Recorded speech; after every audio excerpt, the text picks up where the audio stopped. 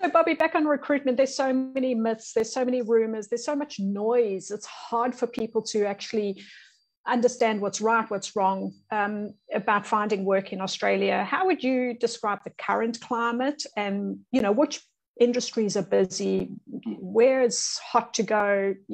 Talk me through what's happening at the moment. Yeah. So as a business ourselves, we over the last few weeks, we've probably increased our leads and sales by 50%. So that gives you a good idea of the mentality of business owners within Australia. Yes, we have some states that are in lockdown and some not. Some are harsher than others. The word on the street is that business owners are just over it now, and especially in Melbourne and Victoria, where we were in the lockdown for the longest. I feel like businesses have now, hate to use the word, but I will, pivoted to online, and they're more secure and confident that their employees can work from home. So yes, there was a bit of a lull last year because no one knew what was going on, but now everyone has got all their systems and stuff sorted. It's moving forward. Yes, there are businesses that aren't open, and hospitality is really hard at the moment. So there are some industries that I would avoid. But good industries at the moment. Finance is booming. The good thing about finance, and if you're an accountant or you're a bookkeeper or anything to do with anything like that, they're one of the most secure businesses to be in. Even though we were in a pandemic and we were in a lockdown, everybody had a question for their bookkeeper because of all the grants and all the things that Australia was offering, but you had to go through your bookkeeper and accountant. So we found that they were looking for people consistently over and over again because there were so many people just needing help. So if you're in the finance industry, then you're going to be great. The other industry is healthcare. Again, we've seen through the pandemic, that we need this. So if you're in aged care, or we have something over here called NDIS, which is to support people that aren't really. So we get like large aged care companies, and you get small businesses, and they will provide services to people in their homes. There might be disabled people, aged care, or elderly, etc. And that's always going to need people. And if anything, they're the lower skilled jobs as well. So they're open for people as long as you're going to be caring and you are hardworking and willing to go into someone else's house, person who might be disabled or older. That is going to boom more and more and more because less people want to go into aged care facilities because they don't want to be trapped with the coronavirus or anything else that might happen in the future. And so the in-home services are booming.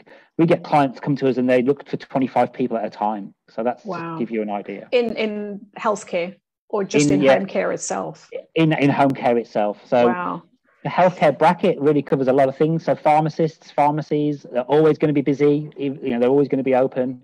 So if you have a skill set within, if you're a pharmacist, or you can have experience within working in a pharmacy, and all those things link into other jobs. If I go back to Chemist Warehouse, when I worked for them, had over 400 stores across Australia. They had 300 people in a head office.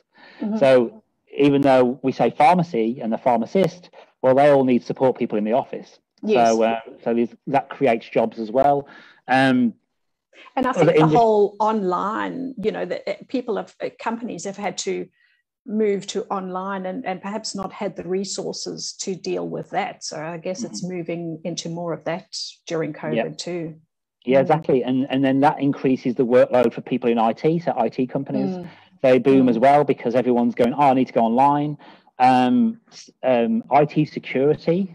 Cyber security. Precisely, that's the one. Because if you think, let's give NAB as an example. So normally all their trading and all the internet would be done at the branch, but they've allowed people to work from home.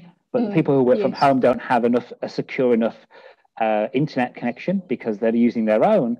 So cyber crime is increasing because people are tapping into people's home networks to get into people like NAB.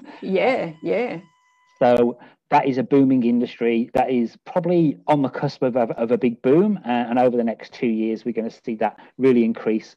And we don't really have any universities that are training people to become the people to take these jobs, and so we're going to have to rely on people coming from outside to come in.